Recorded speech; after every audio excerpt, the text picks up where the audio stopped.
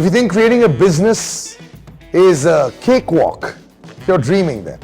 Creating a brand and a business is like art.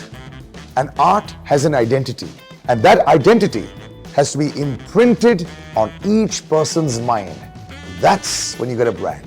Every brand is created by industry stalwarts and business wizards. The whole idea is they all strive to make their company in the top 1% bracket of the world's leading companies. So many of them succeed, so many fail. But in this show, we'll take you to all those ones who've succeeded in making their businesses a world and leading brand. So Radio City and Midday decided to bring all the titans of this industry all together at one place. They are the titans because they are the leaders of their respective categories. And that's why we created the 30 Powerlist. This is going to be a treasure trove of knowledge that you will want to always tune into.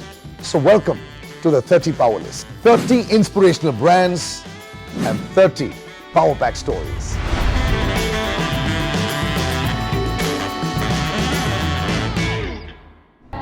Apple co-founder Steve Jobs had said, "The only way to do great work is to love what you do." And the gentleman, my very first guest on the 30 Power List, today is a living example of that. The height of success his company has reached in the last 3 years is incredible. The amount of lives a brand has impacted is a different success story altogether. Ladies and gentlemen, allow me to welcome the strategy genius of Asia's largest higher EdTech company, the co-founder and managing director of upGrad, Mr. Mayank Kumar. Thank you so much, sir, for joining me. No, thank you for having me today. The gentleman sitting here with me today has a very big responsibility. 77 lakh learners. When you think about it, you're so close to a crore. That's the number of people that are actually watching in, listening in, and are part of this company. Over 1,000 companies are registered with this company, learning from upGrad. Because when you talk about upGrad, it's Asia's highest or the largest, higher EdTech education forum, platform. You say it, they learn from this. Now, when I say this, Mayank, it sounds massive, it sounds big. Yeah. You're the co-founder, you're the managing editor. Is there a lot of pressure on you always to look at these numbers? Because whenever you look at numbers on digital, there's a lot more transparency, so people get a little nervous about that. Yeah. Do you get nervous about your journey so far? No, I think there are two things, like honestly speaking, because when you say there's an idea and then you have to work on building something out, two things that get me nervous. As you rightly said, that there are about 77 lakh learners who trust you. Yes. So if there's anything that you do wrong, you break their trust. Yeah. And then we have about 5,000 plus colleagues Yeah. working at upGrad who are the employees of upGrad. And then that also gives you a sense of responsibility that one decision of yours or two decision of yours, if you take the wrong decision, those lives will also get impacted. So I think from those angle, it does make you nervous, but it also gives you a sense of fulfillment, satisfaction and contentment when you see so many people finding betterment in their career, improvement in their career prospects, and so many employees finding the best life, best job and best work that they're doing in their own career. So I think it's a nervousness, but it leads to a lot of fulfillment and satisfaction as well. Successful models also help. Yeah. You got success on paper. When you look back, I know reminiscing isn't something that founders like to do or people looking forward. But I'm going to take you back a little bit. So you're starting, and it possibly wasn't 5,000 people. Nope. When you started off, how many people were there with you? What was that journey like for all of them watching and listening? And would love to hear that. So we started, I think we did not start in a garage, because that would have been much more romantic way of starting up. So we started in a small room. Right. There's one desk and there were 3 people on one side and 3 people on the other side. And then when we had 4, 5, 6, it became a bit crowded. Right. So that's how, most businesses, most ideas do start with that sort of very, very early days when you have just an idea. Right. To your point, Salil, that you mentioned that a lot of people come back and say, I have an idea. Yes. And then they pause. They expect others to applaud and say, because you have an idea, there's something very strong that's out there. But ideas are just 10% of what your venture is going to be, or 5% of what your venture is going to be. And after the idea, you need the right execution, the right team. And that's why when we came through, we had just an idea. But every day for us has been relentless execution, thinking it through, getting the right team to work along with us. And today what we are is because we set the right foundation at the early days. And you're right that many startups come through, but few make it. I don't think we have made it. I think we have taken a slightly longer journey. There's a lot of work still to be done to truly call it we have made it so far. But I think good starting point, and there's a lot more for us to do from here on. Is the environment, public-wise, people-wise, investor-wise, 5,000 employee-wise, has the environment reached a stage where this is the kind of culture that everybody wants also? Because when you say startup, when you say this kind of work culture, they want freedom, they want to be able to have future options. They're all thinking one day there'll be this big unicorn, this big IPO and all that. Are they talking at the very entry level also like that with the people that you meet, or is it only at like we used to assume earlier, the big levels? No, I think there's a sense of excitement for a lot of people who have seen the companies coming up 7-8 years back and now getting listed. So that sense of excitement you cannot take away. There's always that sense that, look, if I'm coming to a company, and I would not use the word startup, but let's say any venture, any company that you're coming to, if there is an end goal, people get excited about it. If the end goal is I need to hit 100 crore revenue, I need to hit a 500 crore revenue, I need to list, etc. On your point on environment today, as we sit today, in 2023, things are going to be much tougher than what it was earlier. And therefore, you will see a fair bit of churn in the ecosystem. Funding is going to get a little bit more crunched. Good companies will thrive, not so great companies will have its own sort of share of struggle. But I think it's an interesting time because we started our company in 2015. And that time there was a so-called funding winter. And that's why my advice to anybody today is that now is the best time to start up. Now is the best time to launch your own venture, because some of the best ventures that have come out at the downturn and not so great times, because you learn the resilience and you can build something meaningful. So I think there's a sense of excitement still amongst people. They want to sort of be part of a journey where they can see it from inception to, let's say, IPO or listing. And that sense of common goal, common belief does charge a lot of people to thrive and hurtle together and build something meaningful together. You know, the big founders always have contrarian thinking. They don't necessarily go with the tide. And like Mayank said, it's very important to think that you have a good product and start at the right time. You know, maybe now is the right time to start. When you were looking to start, I think the biggest question is not the idea, it's the name. So how do you reach, did you have like 100 letters and things that you wrote and then, crumpled it and threw it in a dustbin and said, no, this is not right. And then you reached upGrad? No, so I think the name is special for us. When we started off, we did not have a name. So we called our company U Education. Okay. We just said we'll just call it U Education. And then one day we were just brainstorming and we were figuring out what's the right name. I remember very clearly it was around the Diwali or the Shahra time at one of the festivals when we were sitting and sort of brainstorming. And then somebody just threw in the word upGrad. There were 20 names that were thrown in. And when we saw upGrad, we fell in love with it for 3-4 reasons. One, it's a twist on the word upgrade. Yes, absolutely. So you have to upgrade. There's a word graduation or grad in upGrad. So you have to graduate and you have to move up in your career. I didn't think of the grad part. Wow, nice. And then when somebody wrote the word upGrad, they wrote the G on upGrad in capital letters. And when we saw the G as a refresh button of buffering. So you can refresh your life, you can refresh your career, you can refresh your journey. So that's where the word upGrad just stuck with us, and we say, look, this is phenomenal name. And whenever you start something, see, names are very important. And name something, you want to keep it small. You want to keep it as concise as possible. But smaller you get, you end up in the copyright issue because all the small words have been taken. So for us, we wanted to get to a 5-letter, 6-letter word out there. And that's why when we landed with upGrad, we said, okay, chalo, now this is a good word. It's an upgrade, it's a grad, it's a refresh button for your own career and your own life. I love that. What about numerology? Did you consult all that 5 letters, 4 letters, 3 letters? I think in hindsight you do this. So once you've decided on the name, you don't open up the Pandora box. So once you have done up your house, you don't call the Vastu expert and ask them at that time what's your opinion. You just call them earlier and you finish it off. But we did not use numerology at that time. I think it's working. They've got so many numbers, and since we are talking about numerology, everyone's going to always say growth. What's the balance sheet like? What's the year-on-year growth like? And now it's so much of, I wouldn't say transparency, but access. Yes. Every person, growth kya hai company ka? Correct. I mean, they just come out with a question. And I think that's a big thought process. So how's your year-on-year growth? I mean, though you did mention a while back that this year's going to be a tougher year, like we all know across the world. No, so for us, consistently, it's been about 100% every year on year. Wow. So we have doubled every year on year.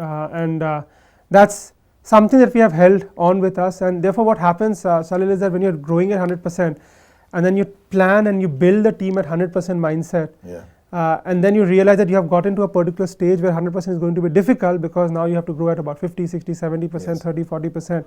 Now, when you get to that level, you need to change the mindset of the team, because the team is charged up about 100%. Right. If they see a 70%, then they feel, "Arey yaar, 70% kaise ho sakta hai?" But I think now, today, at a stage, at a scale that you reach, it's of course difficult to grow at the same rate. But so far, touchwood, we have managed to get that doubling of every year on year.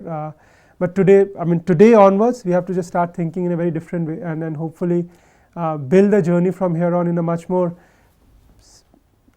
steady, sustainable manner going forward. Also. Yes, correct. Yeah. So 99.95, yeah, that's what the education system is like, right? Didn't get 199, oh my God, nowadays children are like, and that's another thought process. This 100 word, and to be very honest, I think in public consciousness started with this 100 crore in films. Yeah. Before that was 100 for a batsman. Yeah. This 100 word is a very, very pressurizing word.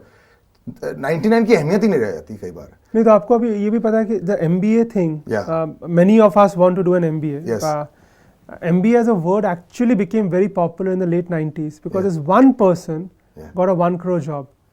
So that's how. And then everybody had to just push their kids that like, MBA तो पढ़ाई कर ही लो, because 1 crore का job लगता है. Little did they know that of the 200, 300 people in the batch, one person got it. Yes. But sometimes you need that 100 magic to get. No, so we only look at the top 5 people in the world and expect our children to be that. That's a thought process. Forget 1%, 0.0 to the power of trillion.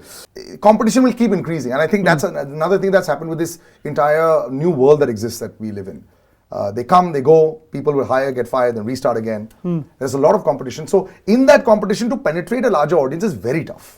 We at radio face it, we in television face it as well. You've got to keep thinking and adapting. How have you adjusted to that world? Yeah, no, I think the question is very correct. And I think you use 2-3 words. You use the word penetrating when it is highly, competitive. Yes. And you use the word large market. Yes. I think what we believe very truly and strongly and dearly is that it is a large market. I'll give you one example, and this is something as a macro theme that we have been chasing. There's a standard formula that why the market is large today. The standard formula that we always say. This is the EdTech market. EdTech market, and specifically in this domain that we are in higher education. Yes. There's a general rule of thumb that whatever is your number of years of experience, if you multiply it by 1.2 to 1.5, that's the average Indian salary today. So जो भी आपकी number of years of experience है, 1.5 आप multiply कर दोगे तो आपका average, you are in the median. You are not in the upper end, you are not in the lower end.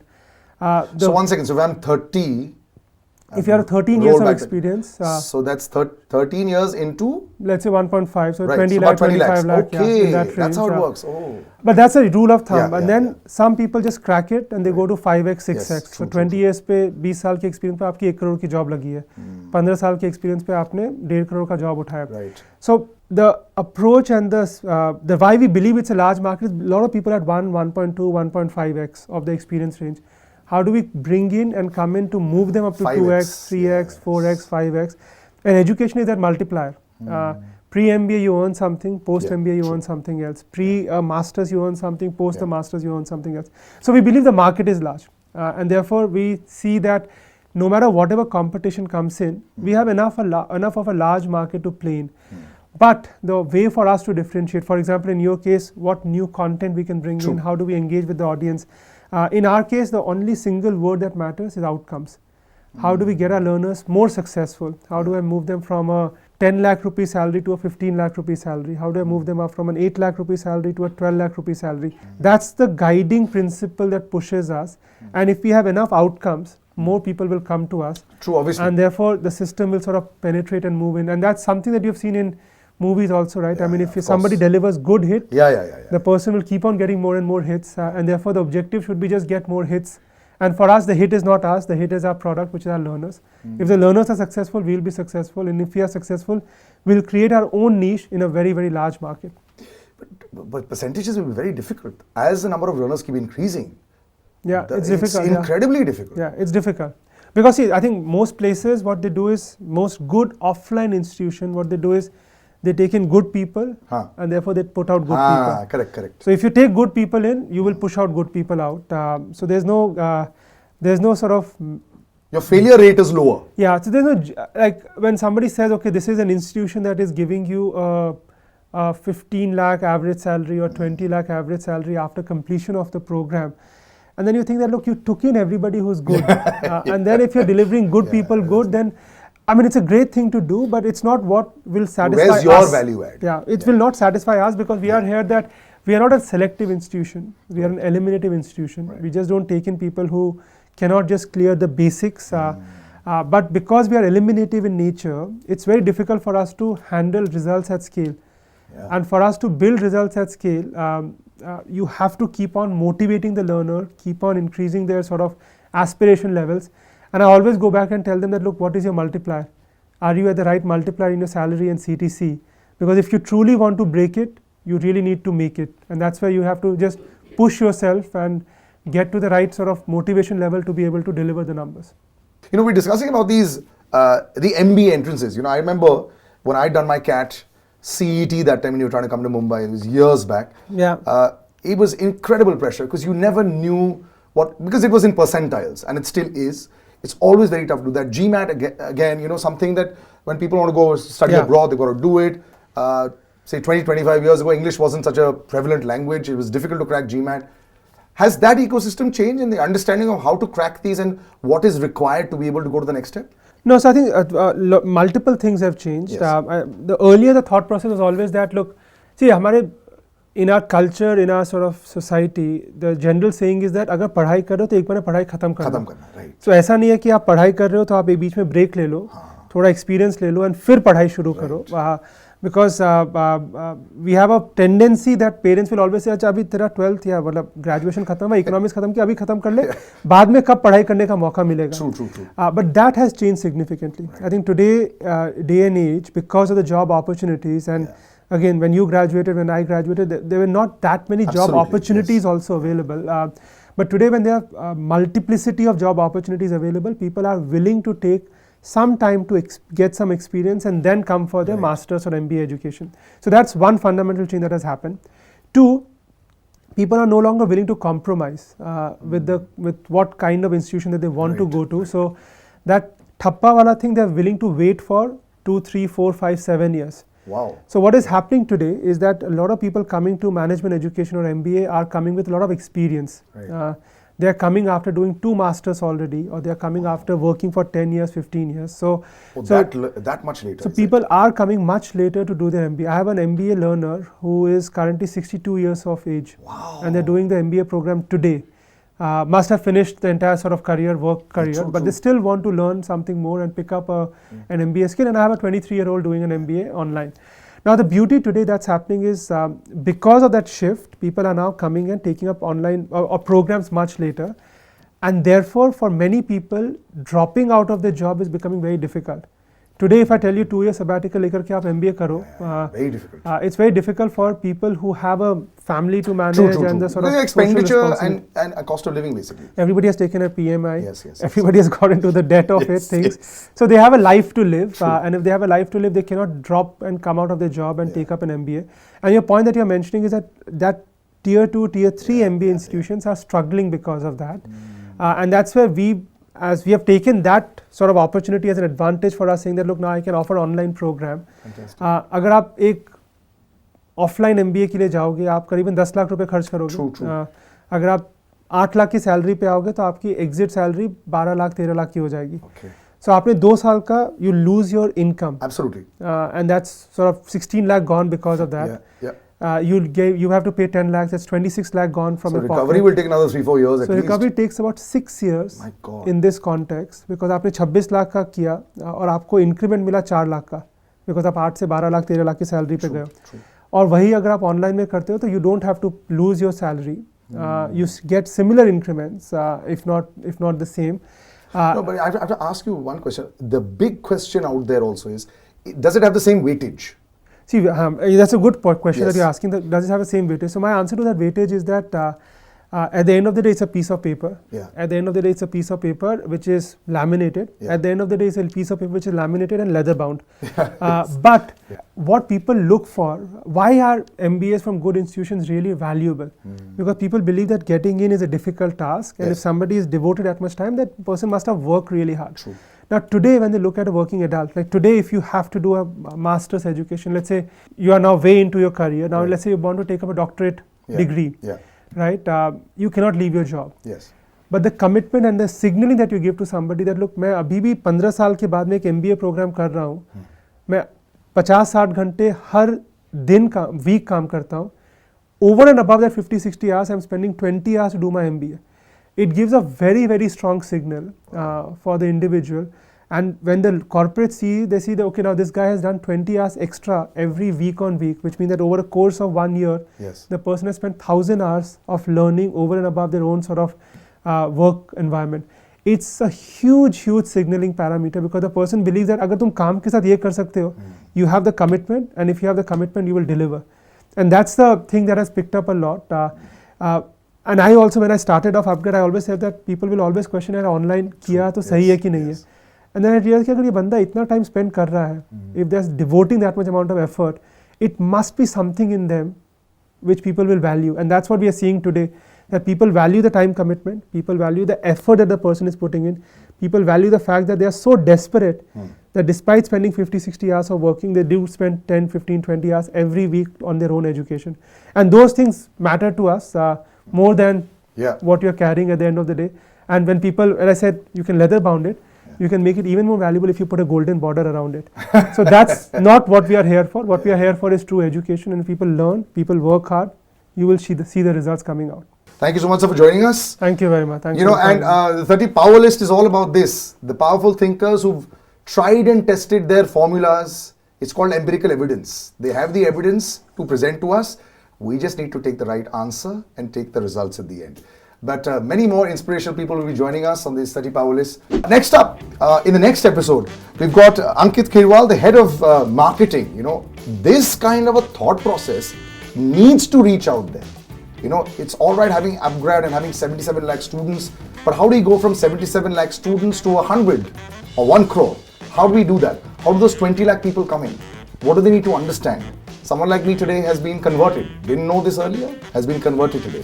So next episode, we're going to find out about the entire marketing structure, how things move forward, and all of that. So stay tuned and make sure that you follow Radio City, follow Midday. We're going to have this online, and upgrad.com is also where you can go and find out a little bit more in case you just felt too short. I didn't understand anything. Upgrad.com, go, you understand everything. Take care and I'll see you soon.